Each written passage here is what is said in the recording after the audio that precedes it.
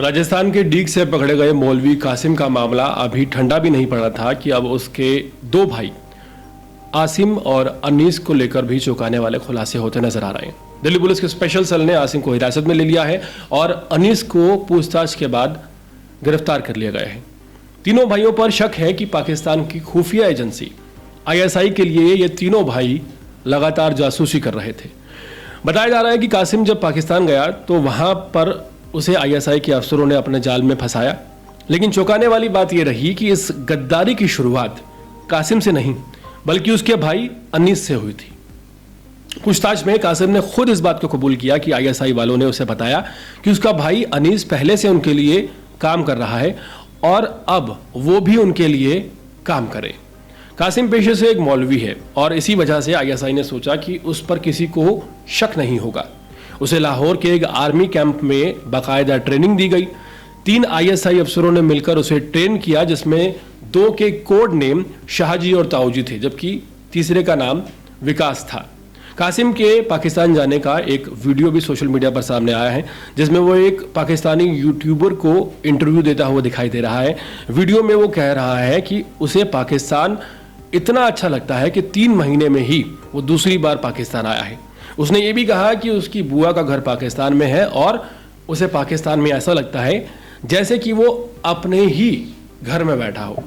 अब बात करें उसके भाई अनीस की, तो दिल्ली पुलिस की पूछताछ में पता चला है कि अनीस पिछले करीब 4 से 5 साल से पाकिस्तान के लिए जासूसी कर रहा था। वो भारत की खुफिया और सैन्य जानकारियां ISI को भेजता था। अब उसका फ़ोन लैब में भेजा गया है ताकि उसकी चैट्स और बाकी डिटेल्स और सबूत को इकट्ठा किया जा सके। आसिम, जो कि तीसरा भाई है, उसे फिलहाल हिरासत में ले लिया गया है और उससे पूछताछ की जा रही है। शक है कि वो ISI के लोगों से कासिम को मिलाने वाला था और उसी के जरिए कासिम इस गद्दारी की दुनिया में उतरा था।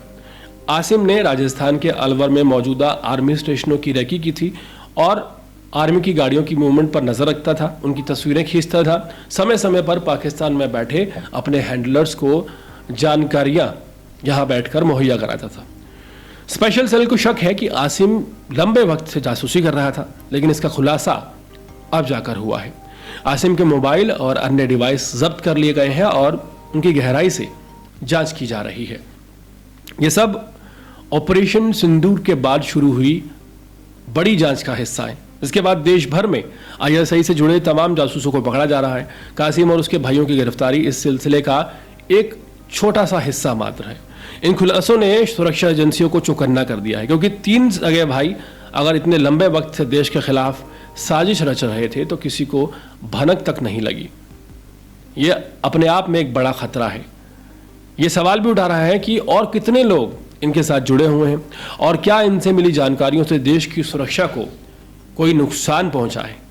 जब तीनों से पूछताछ चल रही है, उम्मीद है कि कई और राज सामने आएंगे और ये पता चलेगा कि ISI भारत में किस तरह से लगातार अपना नेटवर्क फैला रहा है। लेकिन इस पूरी कहानी का सबसे खतरनाक पहलू यही है कि यह गद्दारी घर से शुरू हुई। 3 सगे भाई और तीनों के तीनों देशद्रोही।